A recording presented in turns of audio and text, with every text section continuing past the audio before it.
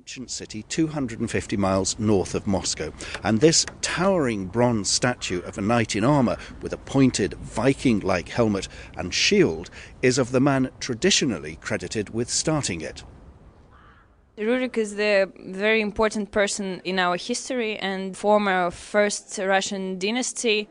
He was the man who united the country, so there were some tribes before him and there was a country after him.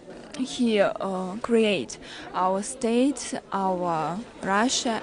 He's not just a ruler, he's kind of a symbol. Rurik of Rus was a Viking chieftain, and for centuries schoolchildren here and throughout Russia have learned that he was the founder of what would become the Russian state, invited here by the feuding Slavs of the area to bring authority and order to their land. The only record of those events, and indeed of the whole period, is a history written some time later by a succession of monks known as the Russian Primary Chronicle. No rule of law existed, and tribe rose up against tribe. There was discord, and they started to fight, one against the other. And they said, "We will search for a prince who can rule over us, and judge us according to the law."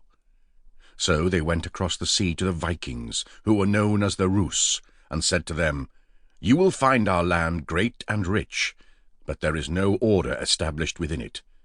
Come and reign as princes, and rule over us."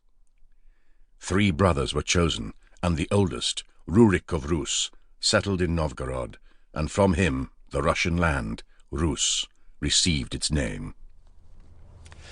In fact, there's disagreement over the historical details. The chronicles are evocative, poetic, and of questionable accuracy. Rurik may even have been a mythical figure, a composite of the Viking princes who went on to rule the Russian lands. But Russian history is never just about the facts, and throughout this series I'll be looking at how real history intertwines with romanticised history, how the Russians think of their past and of themselves, and how national myths have helped form the Russian identity.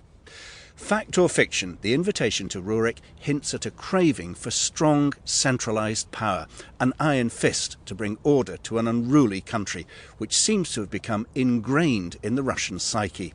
The very word for state, государство, has different connotations from its English equivalent. It suggests not an impartial representative government run by consent, with guaranteed rights and the rule of law, but something closer to a kingdom, literally a lorddom, dependent solely on the whim of its autocratic ruler. And that's a phenomenon we'll encounter again and again in the next 11 centuries of Russian history.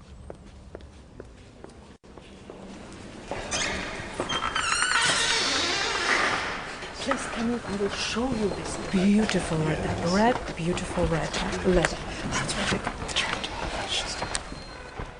The earliest copies of the Russian chronicles are kept here in the Russian National Library in St. Petersburg. The place has changed little since I first came here as a student 30 years ago, but this is the first time I've been given access to these precious documents, the life's work of usually anonymous monks, one after another down the centuries, who toiled in their silent, candle-lit cells to inscribe the history of their land. I can see here from the Novgorod Chronicle that the Viking incomers, Varangians as the chronicler calls them, stayed and ruled and intermarried with the Slavs. Rurik's descendants have adopted Russian names. I've found Olegs, Igors, Sviatoslavs, but they evidently didn't lose the Viking penchant for military conquest. On Rus's southern border lay the Byzantine Empire, Greek-speaking and Christian, with its capital in Constantinople, today's Istanbul. Here's how the chronicler picks up the story. 2 of Rurik's warriors, Ashkald and Deer, requested permission to go to Constantinople with their men. They set their army against the Greeks, and when they arrived in the Bosphorus Strait, the Rus killed many Christians and set siege to Constantinople with a fleet of 200 boats.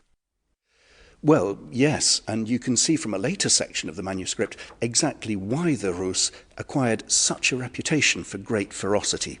Of the prisoners they captured, it says, some they beheaded, some they tortured, some they shot, and still others they drowned in the sea. In a telling remark, it concludes that the Rus inflicted many woes upon the Greeks in the usual manner of their soldiers.